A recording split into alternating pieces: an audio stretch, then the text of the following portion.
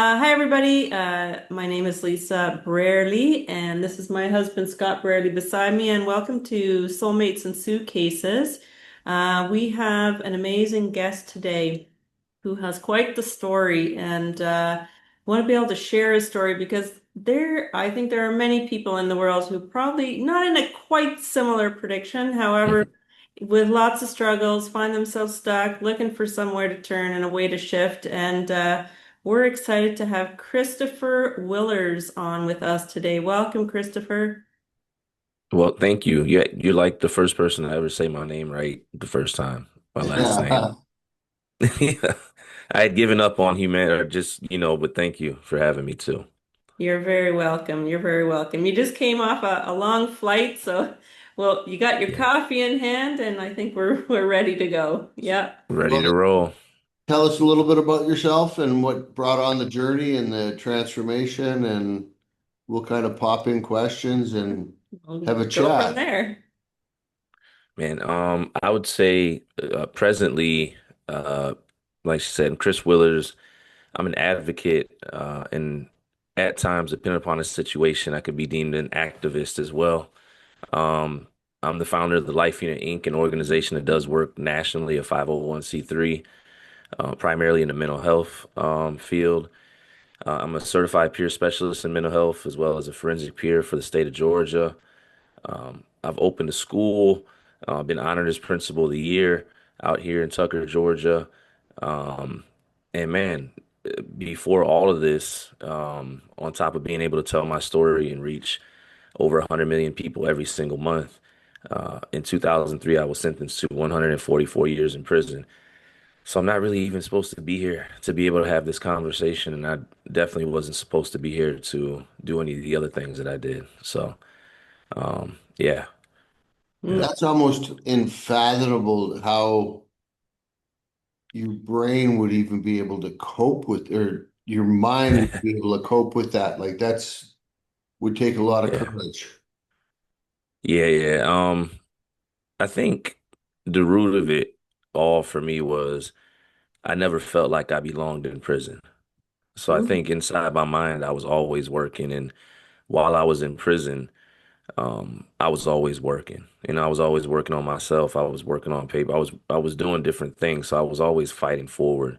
And then prior to being incarcerated, I was a veteran, United States Air Force. So come from a military family, and we're fighters, just old school, blue collar. And I don't know, I just think that was always a part of me and still is. So it helped me get through some really, really tough moments for sure. And it wasn't easy. It wasn't easy at all, but I just kept my feet moving. Mm. Now, Christopher, I don't know if you want to go into any details, but like where were you in your life that you landed in this with this huge sentence in jail? Yeah. Um, I always say, especially when I get a chance to speak to parents or parents ever hear this part of the story, in my life, I was a good teenager. For I was getting in a little bit of trouble. Like I get in a couple fight, like stuff boys and teenagers, get into, but never got into any type of trouble where I wasn't sitting in a cell or anything like that. Um, but I ended up enlisting in the Air Force at 17. I only stayed in for about 2 years, or a little bit less than 2 years because I was good on base. Like I was good at my job, good at showing up every day, performing tasks, but off base, like I was just mentioning, I got into a few physical altercations and, my conduct off base, it wasn't reflective of the uniform. So they went ahead and gave me a general discharge. And at 19, I got a general discharge out of the military, had to move to Virginia, the Commonwealth of Virginia. I'm born and raised in Chicago, but while I was in the military, my mother had moved to Virginia. And at this time, my parents had split up. A lot of parents do, but it was either go with her or go with my dad in Texas. And he didn't really have the right, setup for me to go out there. So I went out to the Commonwealth of Virginia. And I think at that time I was angry because I messed up my opportunity in the military. I went from having my own spot, some type of independence that I wasn't really ready for. So now I'm back living with my mother, but on top of that, we're living with my grandmother. My cousin and me share a room. Like it's just the complete opposite. So uh, I was what a lot of teenagers are, sad, depressed, going through these emotions they don't necessarily know how to process. And then I'd say about 2 months of being out there, one night, my cousin ended up getting his own apartment and called me over there. And a couple of his buddies were over there and they were drinking. And I sat down with them. I had a drink too. And about maybe 10 minutes into us, all sitting there chopping it up, he had walked back into, his bedroom or whatever, and then walked out and he sat like a revolver or a gun on the table. And I looked at him, immediately because he's my cousin. I'm like, yo, what's that for, cousin? He was like, man, I need you to take me up the street, me and my friends.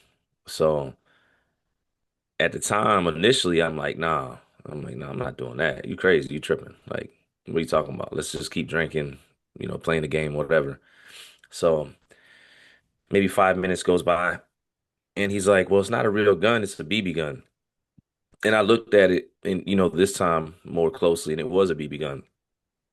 So I really thought he was joking then. Like, it was like, it's a BB gun. Like, we're not going to go, you're not going to run into a spot and stick it up with a BB gun. And he just starts going in. And I'd say probably about 5 minutes later, after that part, I just got frustrated.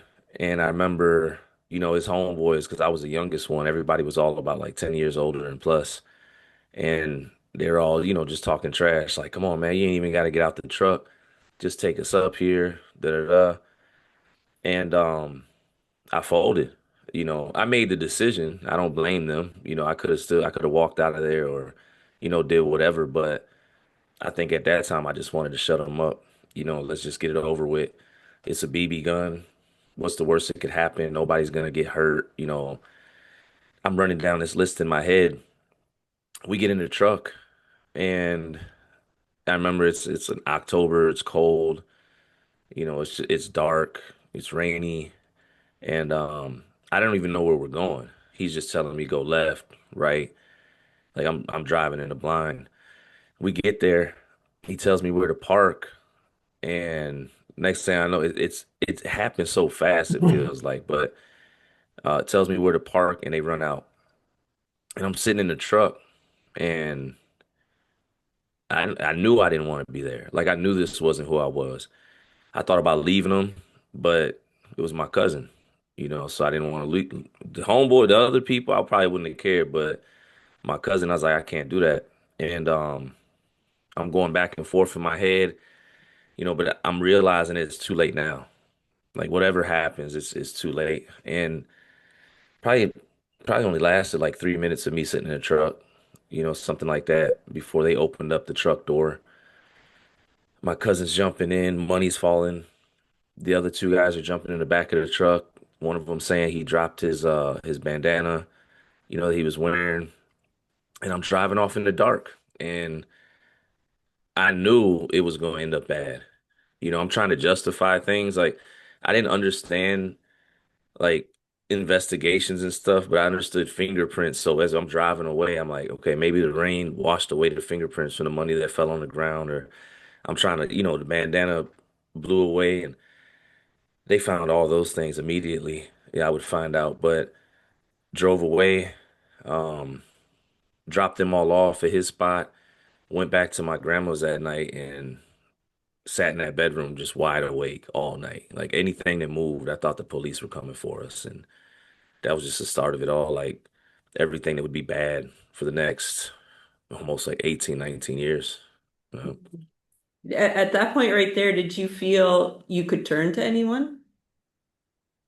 no, my my parents they never brought me up, in any type of like street. Like some kids, they're brought up, their dad's in the streets. My dad went to work every day. My mom didn't even cuss, like didn't even drink. So there was a place where I knew nobody would understand, and no matter what, it was too late. So all I was doing at that time, because I felt like I was definitely gonna get locked up, I was just hoping we got away. And maybe for about 2 weeks, it felt like we did. I didn't sleep much. I remember drinking more. Remember going and get like at the time they used to sell Tylenol threes with codeine like right in the stores, which was crazy. Getting those just so I could go to sleep at night. And then probably about 2 weeks later or whatever, I get a call from my cousin. And he's like, "Yo, you got to come over here now." And I just knew the way he said it. I was like, man, like this is it. And I pulled up to a spot, and he's basically, I could see something's wrong visibly. And he's like, man, the police were here. He's like, and homeboys ran. And he's breaking down the situation where essentially, and this part is important too. Like if like anybody that's committed any crimes, like you don't know how you'll get caught up. But basically, one day that day or whatnot, they're playing loud music at his apartment. They're smoking. They're doing whatever they're doing on the inside, and it's him, his homeboy's child mother, and they have a baby there. So some neighbors are walking upstairs to their apartment to bring groceries. They hear the loud music. They smell weed smoke, whatever it is. They're concerned. They call the police saying, "Hey, there's a kid downstairs. It smells. Police come to his apartment. He thinks it's one of us. He just opens the door. Police smell the smoke. They make a few calls. It gives them reason to enter, the dwelling, his apartment. They go in there.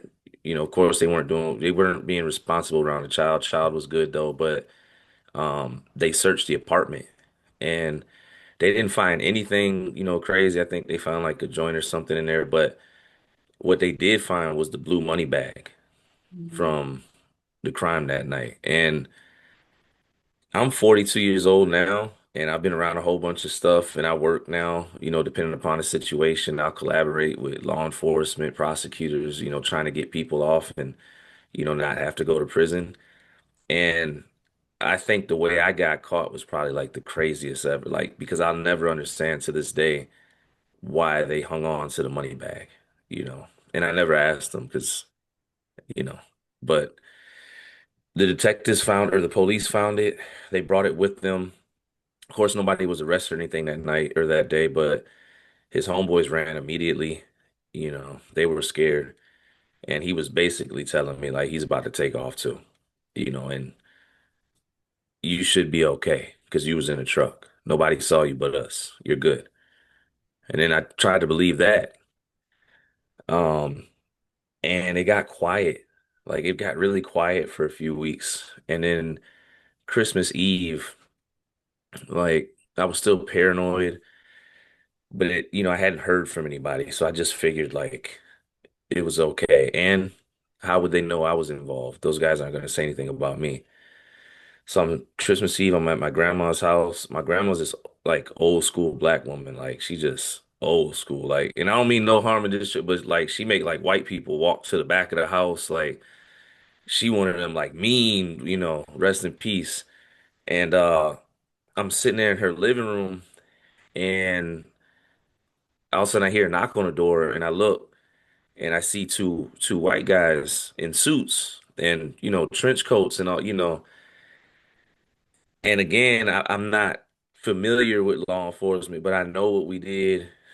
They don't look like UPS workers or whatever.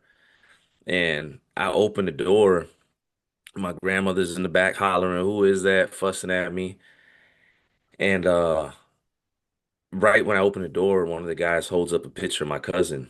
And my cousin had tried to rob another place with a BB gun. And the restaurant workers, they could see it was the BB. Something happened and they beat him and they hogtied him. And the detectives took pictures when they got there and he brought them to me. And he was basically saying to me, he's like, "You're next."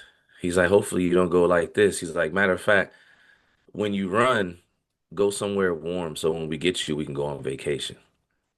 And when he made that statement, they both walked off. Like that was it. Like there was no, you're under arrest. We're gonna come back and get you tomorrow. It was like, and those mind games, you know. And I closed the door. My grandma was like, "Who was that?" And I was like, "Nobody," because I just wanted to be normal or try to be normal for the holidays, you know. And I tried, you know, but I remember that Christmas Eve, family had came over, and like that night, I had some really dark thoughts. I don't know, I just didn't want to face prison. I didn't want to go to jail. Like my mind started to race, and I pushed through, but for about a month and a half, it was mind games with the detectives. Um, I knew I wasn't gonna run, but I'd be at work and I worked at a place where you change oil. I'd look out the bay. They'd be parked in the dry or in the parking lot, where my girlfriend at the time worked. She called me and, you know, they're out front, you know, harassing. They came through the drive-through, you know, talking trash to her. Um, and it was just mind games. And then February 12th, you know, 2003, came home to my grandmother's house and she was just screaming. She was like, "What did you do? You know, what did you do? What's going on? The detectives, the police were here looking for you." They ran through the house and my mom was there too. And I just looked at my mom. I was like, "I got to go to the police station. I got to turn myself in." And, you know, my mom, again, she knows nothing about any of this stuff. And even though I got in trouble in the military, I'm still with my family. I'm still kind of like the golden child or whatever. Like, they like, all right, he got in trouble in the military, but he's gonna be fine. He was 19. He's smart, da da da. But my mom was shaking. She was crying. She was like, "What's going on?" And I didn't really want to tell her because I'm still hoping when we get there, I can go in and say something. They'll let me. I don't know, right?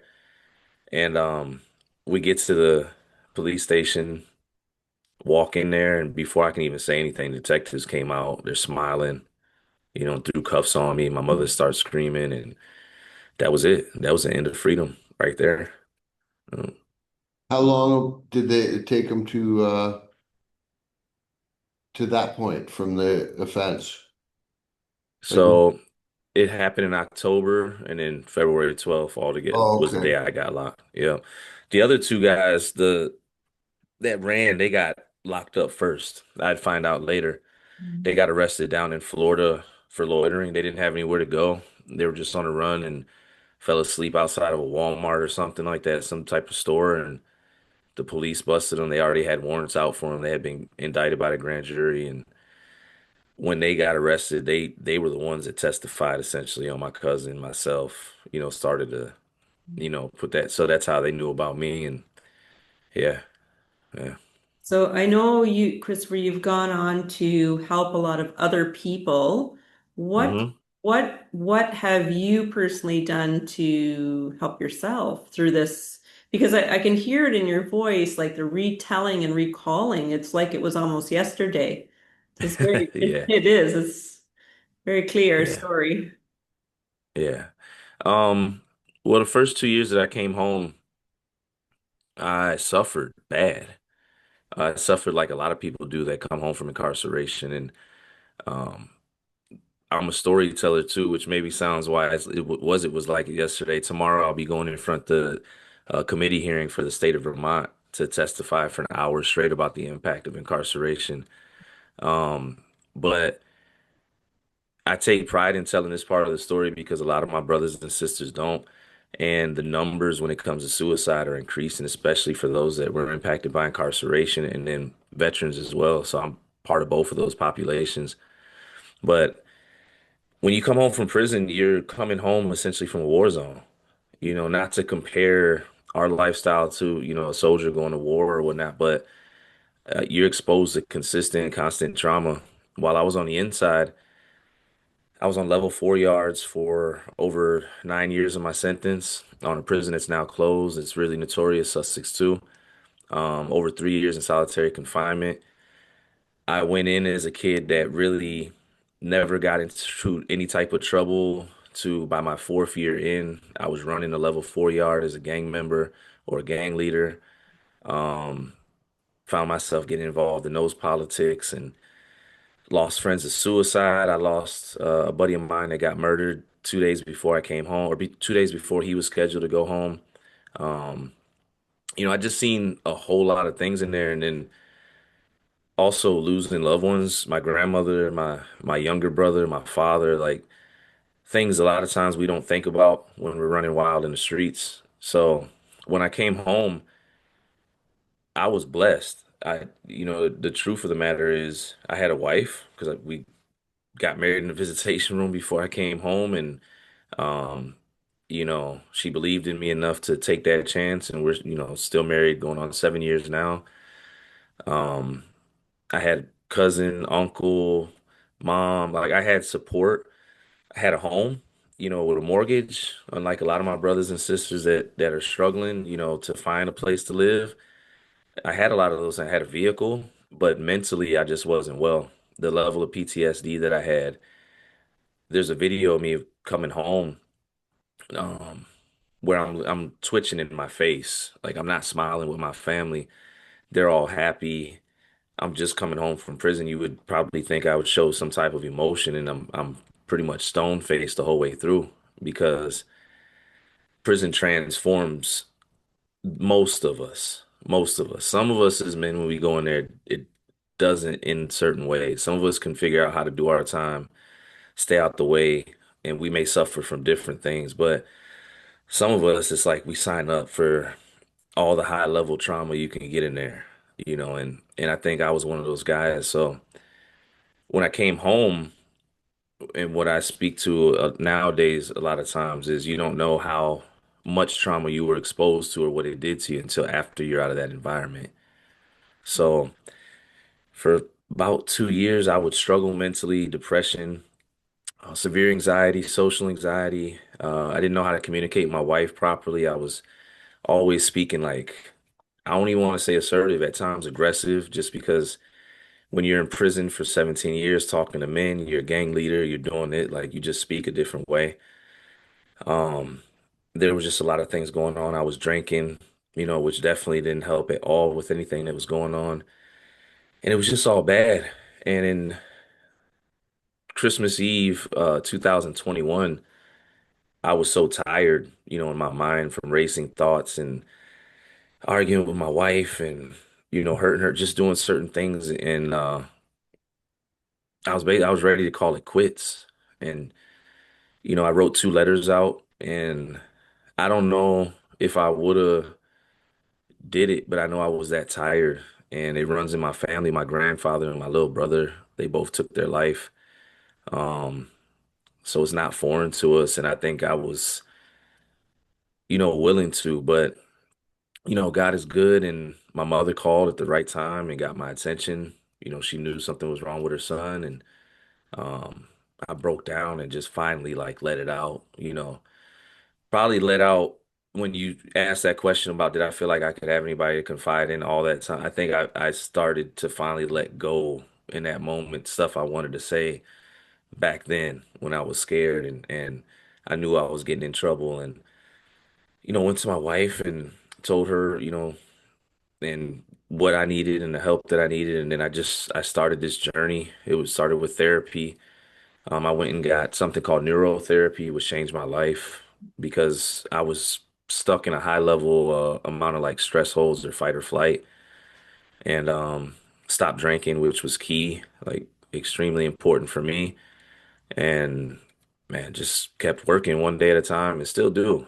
For me, it doesn't stop. Like I don't, I treat it, recovery isn't just like stopping drinking for me. It's going to support groups, it's therapy, it's having my brothers that are accountable, vice versa. And that's it, and it's just a continuous process, but it works. And I'm grateful that now being home over 6 years finally, I can actually say I may not be 100% healed, but man, I'm like 90 something. I'm good. I'm in a good percentile, and it's right on time because I just became a dad for the first time like 3 months ago. Congratulations. Yeah, thank you. Yeah, almost 3 months to the day. So I'm Wow. glad I started finally working on me. Yeah. Stuff that goes through our brains when we're living like that. I remember I went away the first time and I vowed I would never go back again. And then Hmm. the second time I went away, Just a brief pause in the show. If you'd like to dive deeper into our work, our books are available on Amazon. You can also get instant electronic copies at payhip.com/Lisa Scott Brearley authors. Now, back to the show. by the time I was getting out, I was looking around. You know how you acquire stuff to make your life a little more comfortable? Yeah, I was looking for a spot that I could stash it. So it yeah. would be there when I got back, when I came back. Like that's insane. It is, but I've seen brothers like that. I've seen brothers like that, and it's good that you brought that up because it shows what happens to us, when we're in that environment and how we're conditioned. And, prisons are supposed to be about rehabilitation, but they're not. No, Maybe one or two here. I've been fortunate to walk into some prisons and I'm like, wow, this is amazing. But 90+% more, it's just warehousing, it's destruction, it's turning you worse into better. And like for people that are saying, well, guys that are in prison, men and women, they should be punished anyways. You should want everybody to heal and be better mentally because we're returning home. The majority of us come home, so yeah, it's an ongoing battle. and if they would start spending some of that money that they spend in there for mental health and Yeah, however, though, I also know from my own experience, there's a lot of people in the work that aren't qualified to really be in the yeah, work. They help, like they scratch the surface when they're yeah. helping you, but that's about it. I found this amazing trauma therapist, and I found her completely by fluke. Mm, Like I was on a ride by myself because that's on a motorcycle. I was completely hmm. antisocial. I pull up to this gas station, and there's a Starbucks there, and I go into Starbucks. I see another bike, and I park on the other side of the parking lot. And this Hmm. guy comes up, this dorky guy that I wouldn't. Hi, how you doing? I The end one up you didn't want to talk myself. to. Yeah, the No, one you and didn't he want to. he knew I Right. didn't want to talk to him. He was there to help me, and Yeah, we ended up riding back together. And he's the one that introduced me to the drama therapist. It's like, how do yeah, you can't write that stuff? Like, yeah, yeah. That's my experience with neurotherapy. I was just talking to somebody, having a random conversation in passing. They told me to look this place up in Detroit. And I went there and I got the treatment and it instantly it took me off the edge. It took me off the cliff but it What was is just it? Yeah, can you so explain it? What's it? yeah, so neurotherapy is well, how I tell my brothers is it's $99 and it'll save your life. To me, it's not like a solution. So a buddy of mine, now he's a buddy. At first he was, I just went to to get help, but David, he created this place called Inception. Inception is like it focuses on mental health, just mental health fitness, and he created this thing called neurotherapy, where basically you go in there, individuals that are suffering from high levels of trauma that are stuck in fight or flight, and they just hook up suction cups to your head. You sit in a chair, nice quiet environment. You hear classical music, and you got something over your eyes, but as you're listening to the classical music, you'll hear it like skip beats, almost like a record player when the needle scratches. And every time it does that, it's basically dissecting a place in your brain where it's stuck in a trauma hold.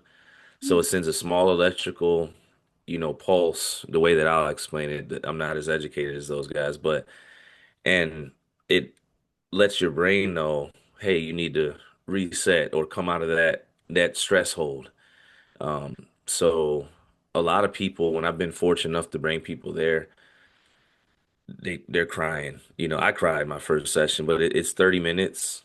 You sit in a chair. You don't, if you're not somebody that wants to open up and talk right away. And um, like I said, it's not the solution, but if you're dealing with racing thoughts, that type of thing, it quiets them down. And the first time I went there, I was my mind had quieted so much. I was like, I wasn't thinking about anything but the moment. I was like, what's going on? Like, this is how it is to be normal. And once I seen that, that's what motivated me to, get into therapy and all those other things. So it was a good starting place for sure. That Yeah. almost sounds a little bit like EMDR. Yeah, I think they definitely yeah, similar. It's Yep. similar because I know I did EMDR and I had paddles in my hand. Yeah. And I've you never would done it, but yeah, that's what it reminds from what I read and a buddy of mine. I think it is in the same. Yeah. What's really cool is nowadays there's so many different options, modalities, all these different things Yeah. you can test out and see what works for you.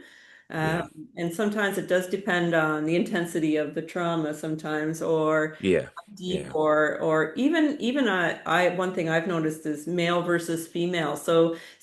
someone who was doing a breathwork sort of program, was a Hmm. male, and it was way too aggressive for my body. It was too much. Yeah. So you never know, right? Who you'll Yeah. align with, what will work for you. And you had mentioned like you kind of had your shift in 2021. That's what you had said, right? 2021 kind of Yeah. time.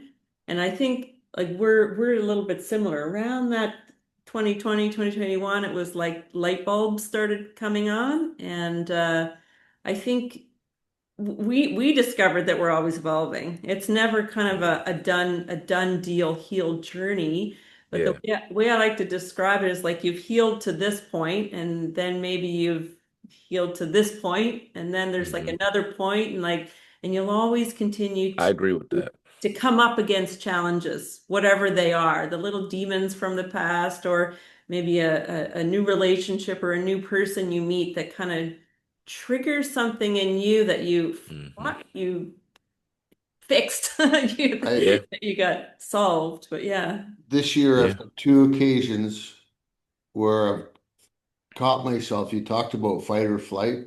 yeah. Well, I spent Hmm. my whole life living in fight or flight, and I didn't Yeah. realize until I started doing the trauma work. Yeah. And I'm at my older brother's this summer, and we find we've had a challenging relationship for Hmm. several different reasons. And I'm at his house helping him with something, and we had a few words, and I go up for a nap later on in the day, and I'm laying there, and I'm gonna leave. But Hmm. I tell him my peace of mind, and I'm laying there, and all of a sudden it dawns on me, man, you're stuck in fight or flight mode right now. You don't Yeah. need to be here. Change the direction of your thoughts and Yeah. move somewhere, like move your brain somewhere else. And that's never happened. Like I'm 58 Right. years old, and it's the first time it's ever happened in my life, realizing exactly what it was or where I was. Yeah. Yeah. It's powerful when you're aware of your thoughts and that you can control them. It's a different life becomes a little bit different. And then the longer you walk in that knowing, the easier it becomes. But like you said, it happens in stages. That's why I say I don't feel like I'm all the way, but I had a moment where I felt myself, my heart racing a little bit and sweating. I was really passionate in a conversation about trauma-informed care, believe it or not. But dealing with somebody I felt like was being arrogant, and disregarding a certain type of treatment for people. And I'm about the people, and I was like, hold on, I was like, hold on, let me tone it down. But every now and then, maybe I have a moment. I'm like, okay, and I'm grateful that I'm aware, and I can catch myself. So Well, I don't Yeah. think it will ever go away in us. It'll just dull yeah, and dull and dull. And however, the feeling, even though you do it that much compared to that much, I don't know about yeah, you, but all my feelings are the same. When yeah. I act I'm out, aware. Yeah, yeah, well, Yes. yep, but then the feelings are the shame and stuff of for me of yeah, acting that way again. It's like, oh man, I wasn't gonna act that way. But it's like we had I did some, can't even remember what it was. It was about 2 or 3 weeks ago. And then Lisa kind of went, Scott, I don't appreciate when you do that. And it's like, babe, I understand what you're talking about. all right, 3 years ago, this is how I would have reacted to that. no And question. I Yeah. hope in 2 years, I'll be able to react to the same situation, Yeah, even Even different. different than I Yeah. want. And I respect you, but I don't need you to kind of go eat when I do it.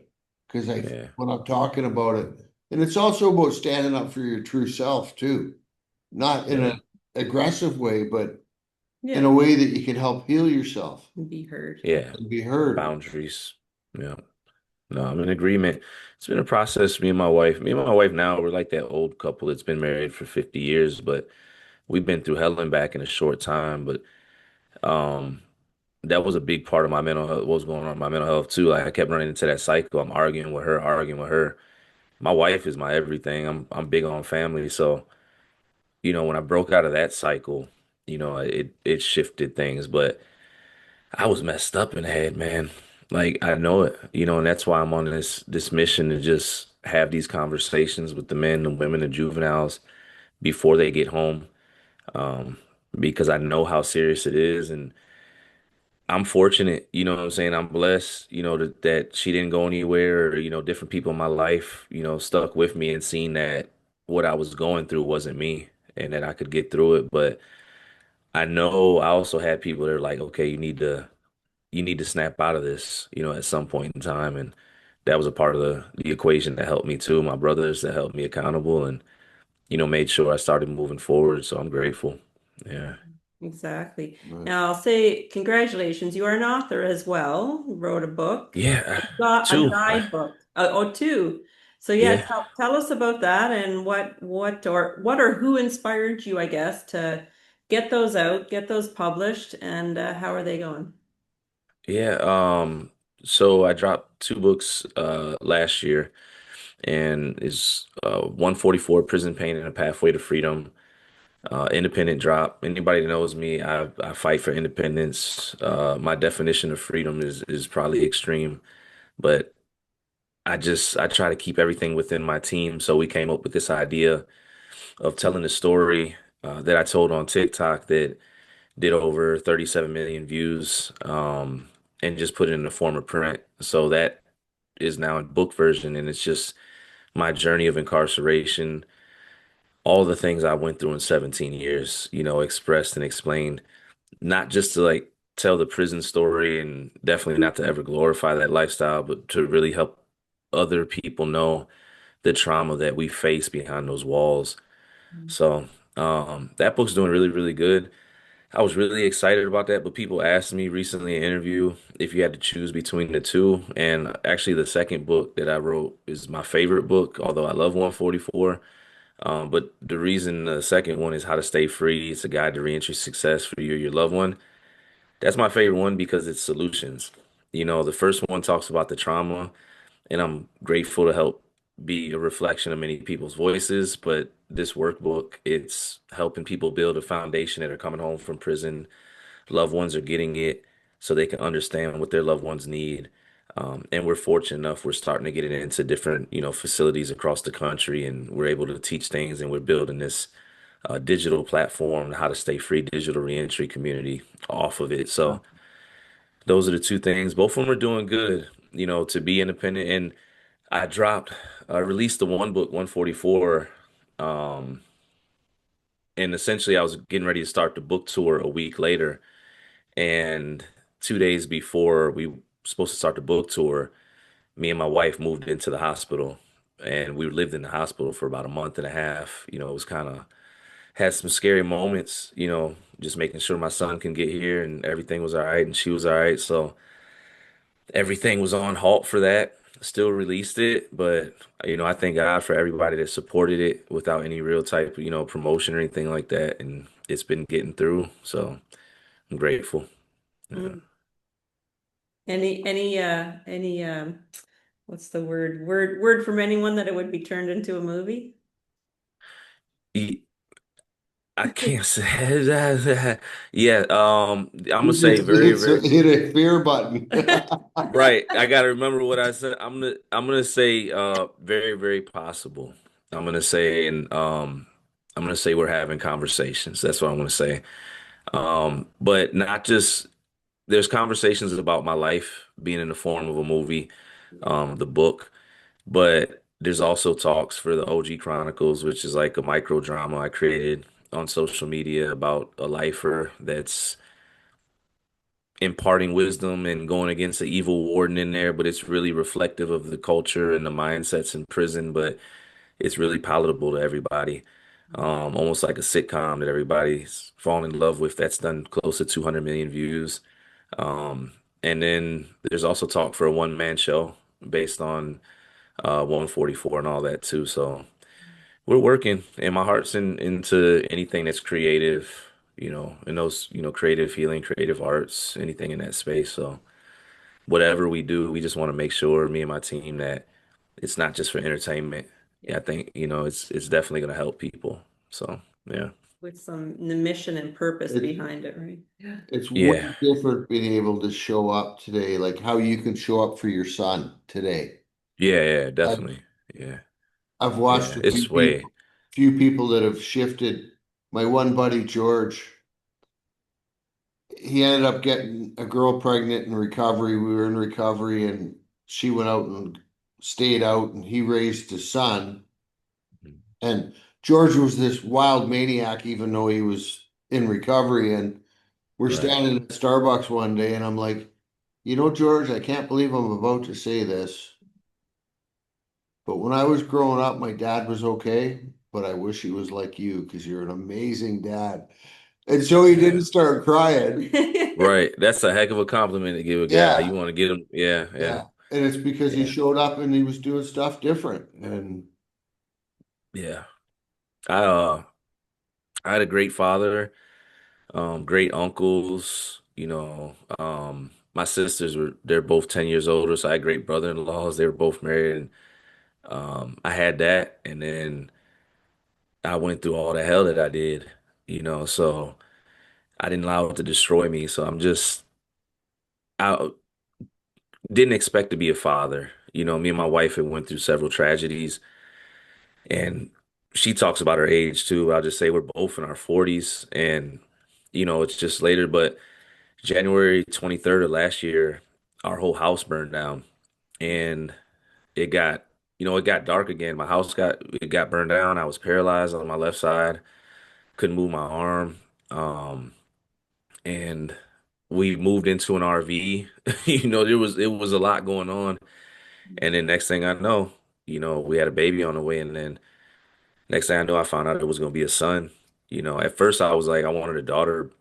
Like, I think but when I found out I had a son on the way, it's like my heart was just, I don't know, like I'm about to cry right now because Yeah. awesome. that's my heart, man. Like, I'm so glad I got a son, and it gives me a chance to just be there, and be his father and be present and just give him something, in a different way so he's got options, and I'm just grateful, man. Yeah. Yeah, that's so awesome. Though it reminds me of, as a parent, I have a son and a daughter, and Mhm. that what was it, about 3, 4 years ago, realizing that the best way to show up for them was to take care of me. And Yeah, it's absolutely. a big realization actually. Yeah. And look, you're setting that example now, right? Reaching out and supporting other people so they can see more for themselves. Yeah. Yeah. And Fighting too every day. and it's Yeah. funny how many people even ask me, not, I'm saying this the wrong way, ask, like, what was the one big thing that made you change? And it's Mhm. like, it's not one big thing. It's, well, emotions Mm. Hmm. is the one big thing, but it's all the little stuff that adds up that it's like, I don't want to live like this.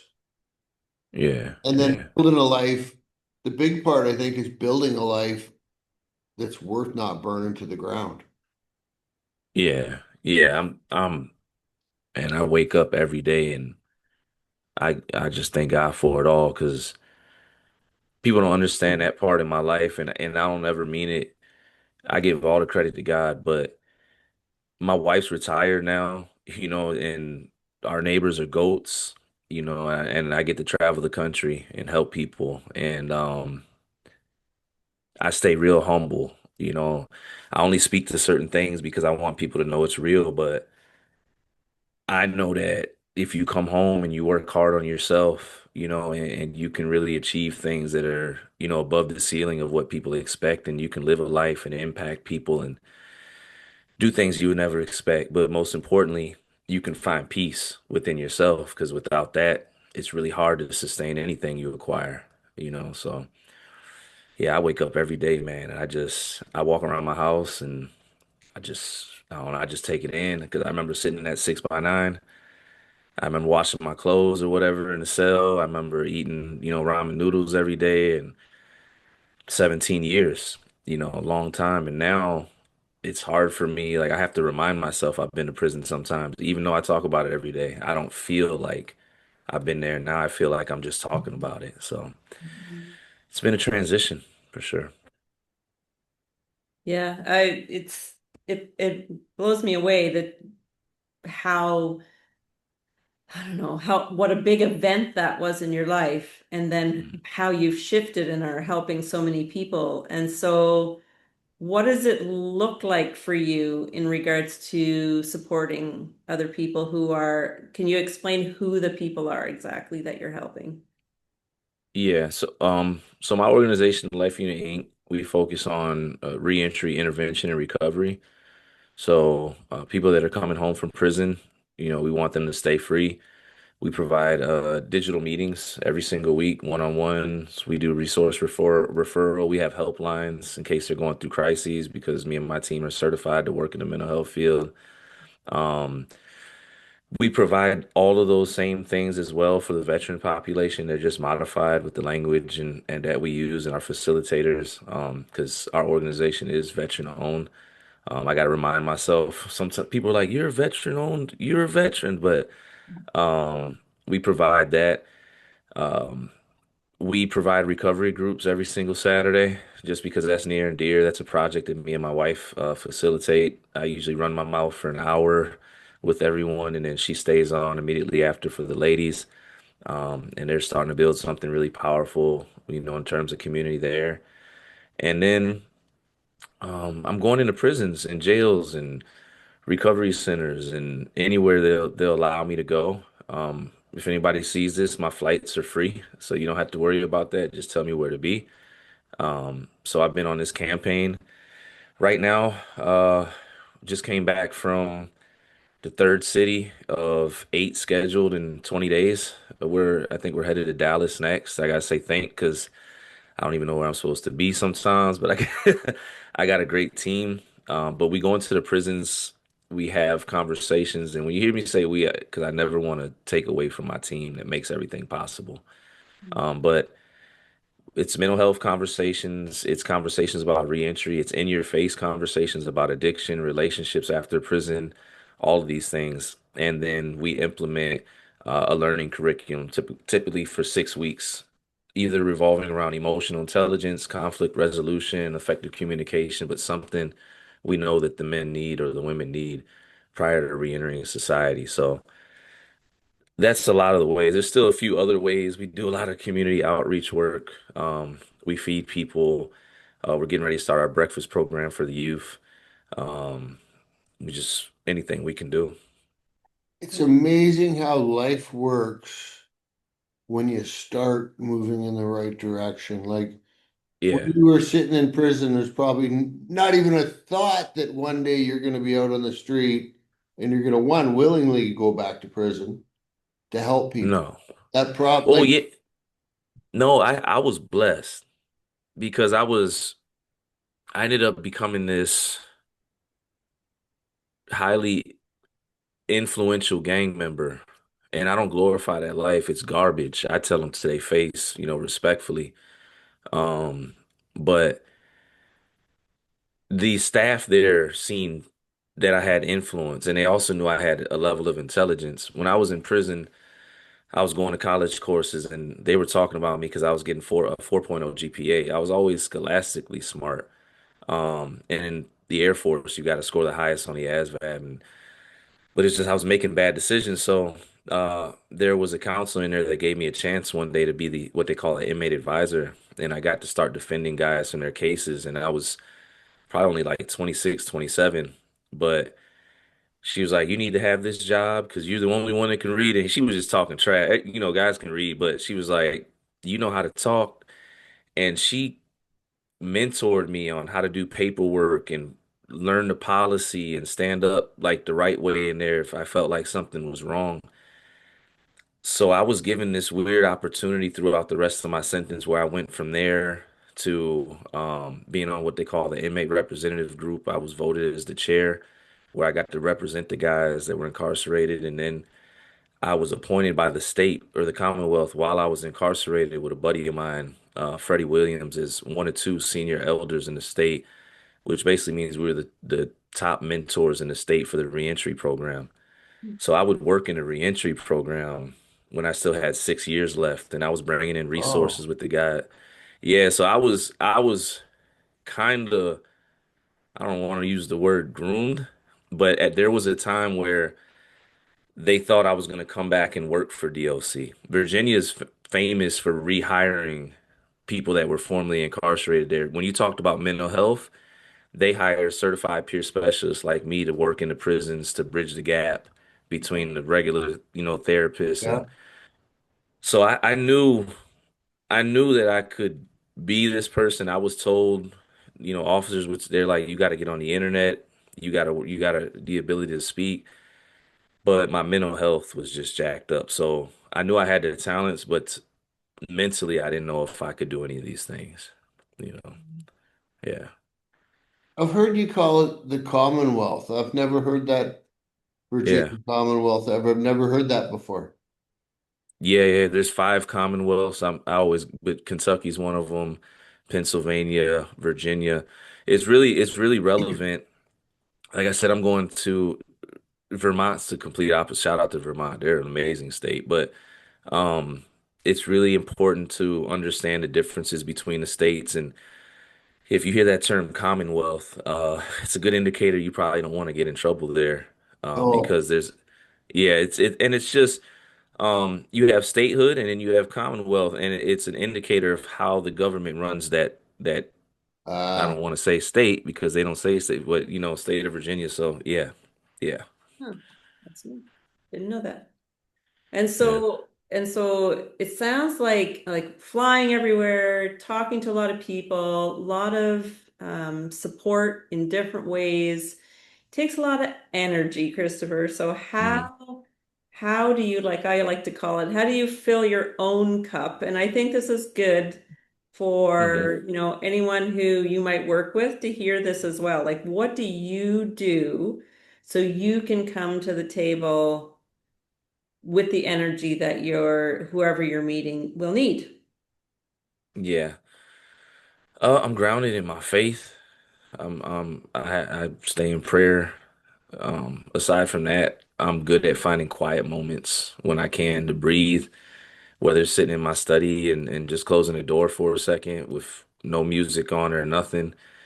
Um, and I have to learn that because there's so much that I'm fortunate to do, and I don't really shut off 7 days a week.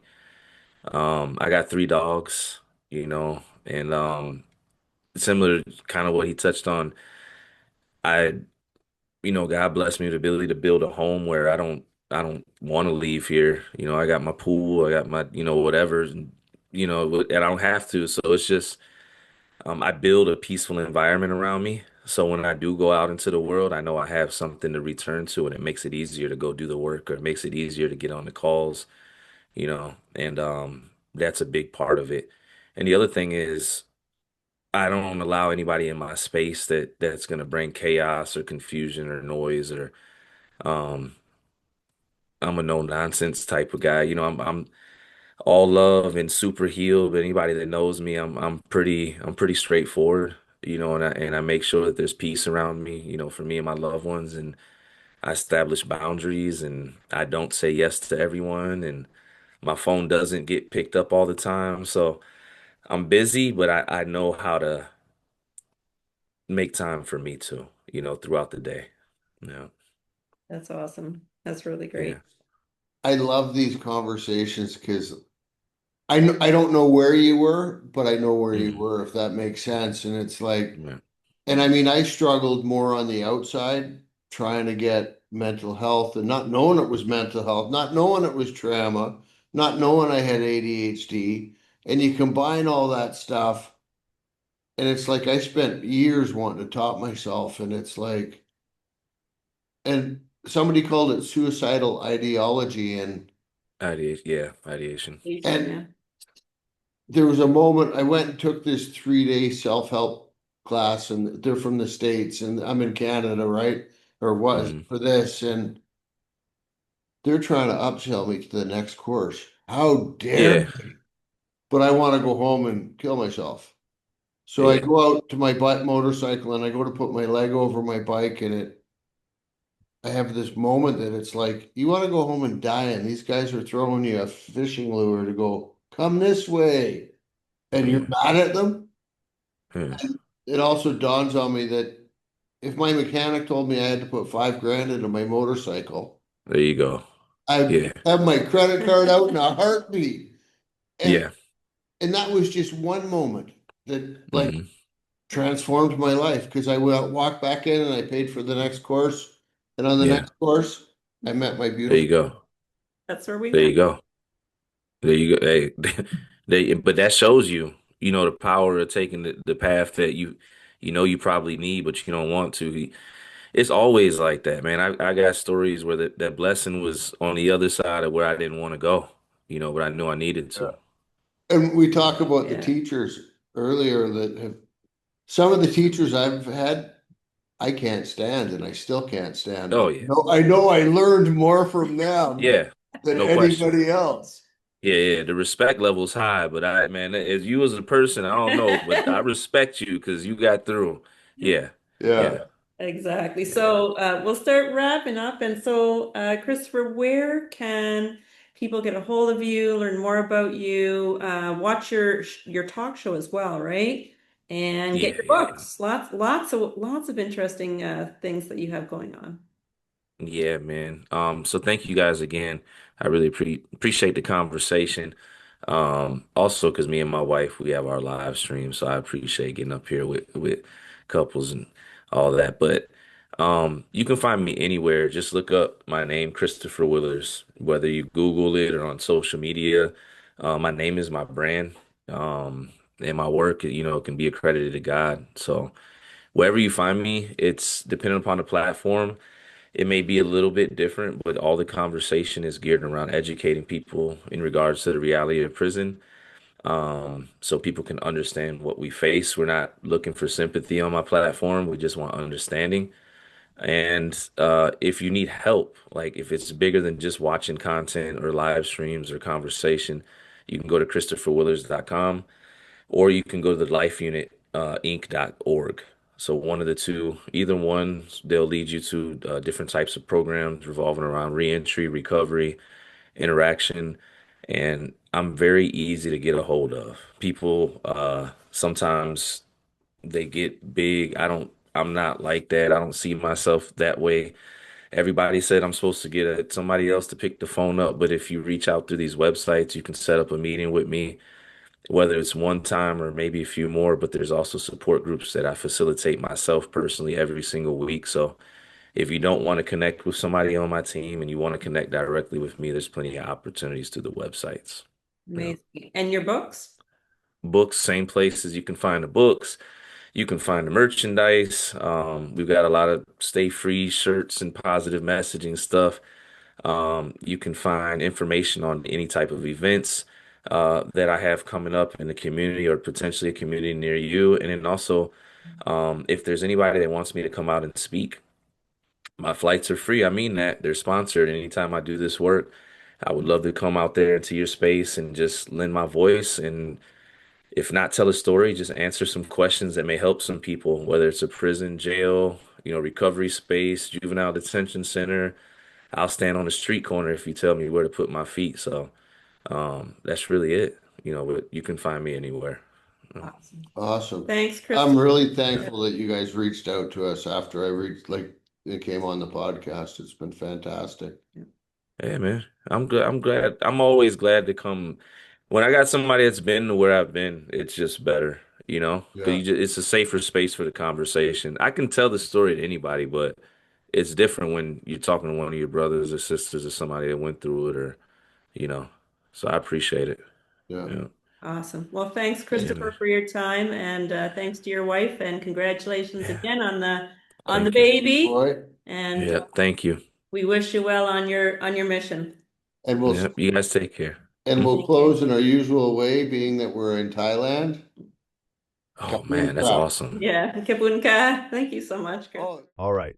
Before we sign off, we wanted to share a little after the show conversation that never made it into the episode. oh, the other thing It's that's beautiful cool here, yeah. We happened. got our passports, so They gave me a pardon last year. I'm working on mine this year. That's what I'm working on. Hey. Yeah, I'm working on mine. Like as we speak. Yep. Yeah, It's I'm good. excited. The world opened up a little more. I can only imagine. Yeah. Yeah, and more Yeah. respect. Yeah. Yeah. Well, it's self-respect too. I spent, like, being a Canadian with a record, you can't go to the States, right? We can't go over there either. Yeah, no, I know. And I Yeah. spent years going, I don't want to go there. I don't want to go there. And I finally broke Right. down and got my waiver. And it's like, you get a little bit more self-esteem by Yeah. checking stuff When I got out. my passport, that's how I felt. I was like, and we haven't really been anywhere. We went on a cruise before, she got pregnant and our son was on the way, but just to go on a different country and an island, I was like, this is pretty cool. I said, I'm alive again. Like, Yeah. but Thailand's on the list, Japan, like we got a few Oh, if places. you come to Thailand, give us a call. I got a backyard that I get up at 5 o'clock in the morning and listen to I the already know. birds, and the pool to swim in, and I already know, man. We're looking at houses out the country right now. Yeah, that's one of our, before he turns 5, we started looking at houses in Mexico already, and we're doing our research around the world right now. Cool. Nice. Yeah, there's amazing There places. is. That's for What I sure. love about here, though, is say you go to the market and you Yeah. just go swati crop and with a smile on your face and Yeah. they speak Thai. I don't speak much Thai.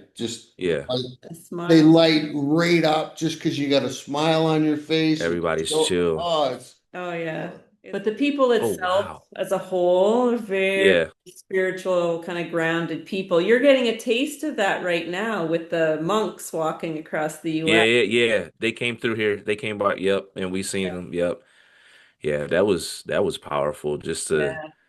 like But yeah. I almost got my dual citizenship when I was in the military oh, in Oh. Minot. I was in Minot Air Force Base and used to go back and forth to small town Brandon. And then I think the biggest city we used to go to every now and then, I want to say it was Winnipeg. I yeah, want to say. I Brandon, think it was Manitoba would be Winnipeg. Yep.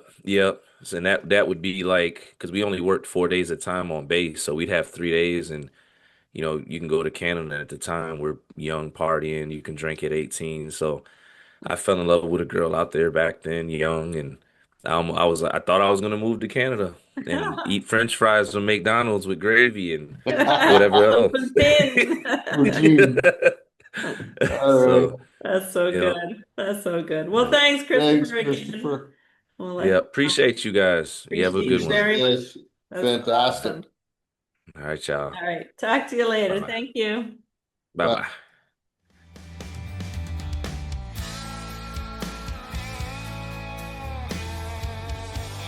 Want to get our books fast and at the best price? Get your electronic copy at https://payhip.com/Lisa Scott Brearley authors. Again, that's https://payhip.com/Lisa Scott Brearley authors.